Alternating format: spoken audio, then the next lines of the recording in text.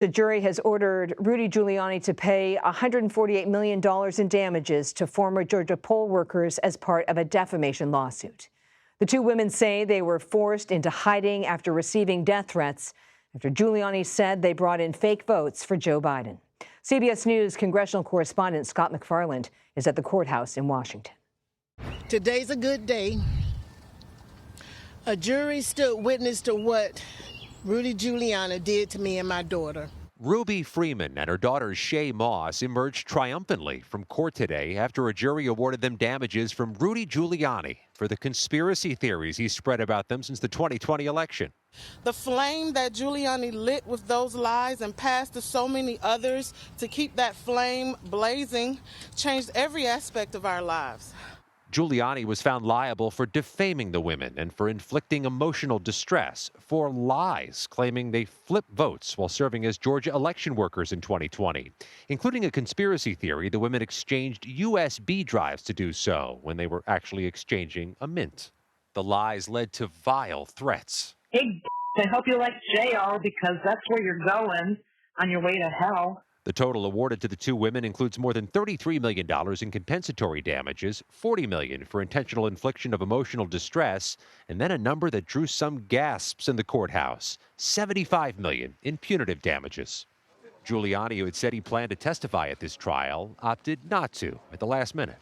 The absurdity of the number merely underscores the absurdity of the entire proceeding. Outside the court, he continued to spread baseless claims about 2020. My country had a president imposed on it by fraud. Those are conspiracy theories, sir. These are not conspiracy theories. Scott MacFarlane joins us now. Scott, as this case has unfolded, was there a single moment that really stood out? A couple different moments. Let me start with the testimony of Ruby Freeman and Shay Moss, tearful testimony in which they not only described the impact of the defamation, but how the threats made their lives so challenging. The FBI urging them to move and relocate because of the danger, the inability to use their names in public. That was compelling, and the jury sat just 10 feet away listening to that testimony. Then Rudy Giuliani's decision not to testify was a surprise because his lawyer indicated in court he would do so, and Giuliani himself, Catherine, told reporters he'd do so. Scott, the final verdict was much higher than what the defendants had asked for. So is it really about sending a message? The plaintiff's attorneys asked the jury to do just that, to award punitive damages in a way that would send a message to anybody ahead of 2024 about the danger and damage of false claims and conspiracy theories. And not only did the jury seem to hear that message, the punitive damages were more than half of the total judgment. It was $75 million out of $148 million. And one more number to throw at you, Catherine.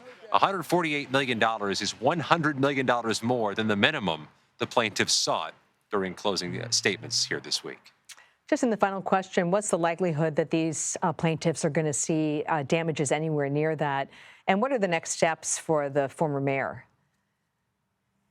Giuliani, immediately after the verdict, said he's going to appeal. And appeals in the federal civil system can take many months. So it's unclear when or if either woman will get even $1. Scott MacFarlane, thank you for your reporting from inside the courthouse today.